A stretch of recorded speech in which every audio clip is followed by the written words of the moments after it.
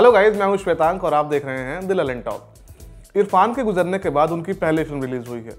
बांग्ला भाषा में बनी इस बांग्लादेशी फिल्म का नाम है Doob no bed of roses. Bangladesh के सूचना मंत्रालय ने डूब को नो ऑब्जेक्शन सर्टिफिकेट यानी एनओसी देने से इनकार कर दिया था। वजह ये थी कि बांग्लादेश की मशहूर सिंगर मेहर अफरोज को यह लगा कि इस फिल्म की कहानी उनके पति और बांग्लादेश के सम्मानित राइटर और फिल्म मेकर हुमायूं अहमद के जीवन से प्रेरित है। विवादों का दामन छोड़ फाइनली ये फिल्म नेटफ्लिक्स पर रिलीज हो गई है। आगे हम इस फिल्म को देखने के अनुभव पर बात करेंगे।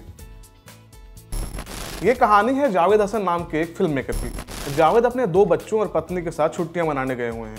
वो वहां टहलते हुए अपनी पत्नी से माया से कहते हैं, हमारी मैरिड लाइफ पहले ऐसी नहीं रही। जिसके जवाब में माया कहती हैं, तुम हमेशा पीछे की बात क्यों करते हो, जैसे आज हम तुम्हारे सामने हैं ही नहीं। लौट कर जावेद जब अपनी कर्मभूमि ढाका पहुंचते हैं तो उनके सामने एक कंट्रोवर्सी होती है। हुआ ये कि जावेद की गैर मौजूदगी में उनकी फिल्म की हीरोइन नीतू ने मीडिया से कह दिया कि उनके और जावेद के बीच स्पेशल फ्रेंडशिप है। नीतू जावेद की बेटी सावेरी की बैचमेट और बेस्ट फ्रेंड है। ये चीज़ हसन परिवार में एक अनकहा सा तूफान ला देती है। जावेद दिमागी शांति के लिए कुछ दिनों के लिए परिवार से दूर चले जाते हैं, इतने दूर कि फिर कभी नहीं आ पाते। नीतू से शादी करके दोबारा वो अपना घर बसा लेते हैं, मगर बंजर जमीन पर रिश्तों की पौध भी कहाँ उग पाती है। इसी तरह की तमाम टूटी हुई कड़ियों को जोड़कर उसके सहारे खड़े होने की कहानी है डूब। डूब का अर्थ वही है जो आप समझ रहे हैं, मगर सवाल ये है कि डूबना किसे है। उस महिला को जिसके पति ने उसे छोड़कर दूसरा घर बसा लिया, या उस बेटी को जिसकी बेस्ट फ्रेंड ने उसका पिता छीन लिया, या उस पति और पिता को जिसका बसा बसाया परिवार छूट गया। इन सवालों के जवाब ये फिल्म नहीं देती, वो आपकी इंटरप्रिटेशन पर छोड़ देती है। फिल्म सबके नजरिए से इस कहानी को दिखाती है, मगर किसी का पक्ष नहीं लेती। सही गलत में अंतर करने का जहमत नहीं उठाती। कम शब्दों में कहें तो स्पून फीडिंग नहीं करती। फिल्म में एक सीन है जहां जावेद पानी मांगता है, मगर घर का कोई भी सदस्य उसकी मांग का जवाब नहीं देता। नाराज जावेद घर से बाहर निकल जाता है। उसकी बेटी सावेरी कमरे से बाहर आती है और सड़क पर खड़ा चुके पिता को एक गिलास पानी देकर आती है। वो अपने पिता से बहुत प्यार करती है, मगर उस आदमी से उसे सख्त नफरत है जिसने उसे उसका पिता छीन लिया। वो अपने पिता के लिए अपने ही पिता से लड़ रही है। यही इस फिल्म की खासियत है। ये रिश्तों की जटिलता को बेहद सरलता से आपके सामने रखती है।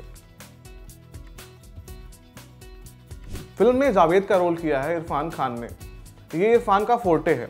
वो किरदार जो जुबान से कम आंखों से ज़्यादा बात करते हैं, वो किरदार जो बोलने से ज़्यादा महसूस करते हैं, सामने वाले को महसूस करने पर मजबूर करते हैं। फिल्म के एक सीन में जावेद सावेरी को बताता है कि लोग कब मर जाते हैं। वो कहता है, जब आप अपने करीबी लोगों के लिए अप्रासंगिक हो जाते हैं तब आप मर जाते हैं, और जब वो लोग आपके लिए अप्रासंगिक हो जाते हैं तब आप मर जाते हैं। मर जाने को आप लिटरली लेना चाहते हैं या मेटाफोरिकली, ये आपकी समझ परखता पर निर्भर करता है। बहरहाल, जावेद की बेटी सावेरी का रोल किया है बांग्लादेशी एक्टर नुसरत इमरोज तिशा ने। यह फिल्म का ऐसा किरदार है जिसका एक सिरा कहानी के हर पात्र से जुड़ा हुआ है। जावेद की पत्नी उसके नीतू के साथ घर बसा लेने वाली बात से खफा है, मगर वो जाहिर नहीं करती, इसलिए ऐसा लगता है कि उसने मूव ऑन कर लिया है। मगर सावेरी अपने पिता के इस किए को कभी पूरी तरह स्वीकार नहीं कर पाती, इसलिए वो हमेशा गुस्से और झुंझलाहट से भरी रहती है। उससे आप एक खास किस्म का जुड़ाव महसूस करते हैं, मगर ये जुड़ाव आपके मॉरल कंपस पर कोई असर नहीं डालता। कहने का मतलब, इससे आप सावेरी को सही और जावेद को गलत नहीं मानने लगते। सावेरी की बेस्ट फ्रेंड और उसकी सौतेली मां नीतू का रोल किया है पर्णो मित्रा ने। पर्णो फिल्म में बेहद कम समय के लिए रहती हैं, मगर उनकी उपस्थिति फिल्म आपको बार बार महसूस करवाती रहती है। ब्रोकन फैमिली या दिल दिमाग और समाज के बीच घिसे पिसे लोगों की कहानियों पर यूँ तो बहुत कम फिल्में बनती हैं। जो बनती भी हैं उनमें इतना मेलोड्रामा मिला दिया जाता है कि फिल्म की आत्मा मर जाती है। डूब में ये चीज़ें बड़ी संजीदगी से पिरोई हुई लगती हैं, नौटंकी नहीं लगती।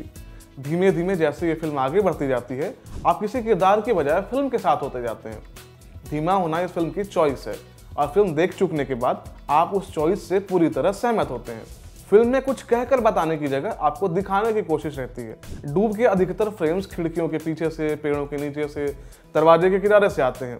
अपने कॉन्सेप्ट की तरफ फिल्म का कैमरा वर्क भी डायरेक्ट तौर पर कुछ भी कहने से बचता है, मानो एक बड़ी प्राइवेट सी कहानी में झांकने भर का मौका दे रहा हो। फिल्म का क्लाइमेक्स शॉकिंग होते हुए बहुत जोर का झटका नहीं देता है।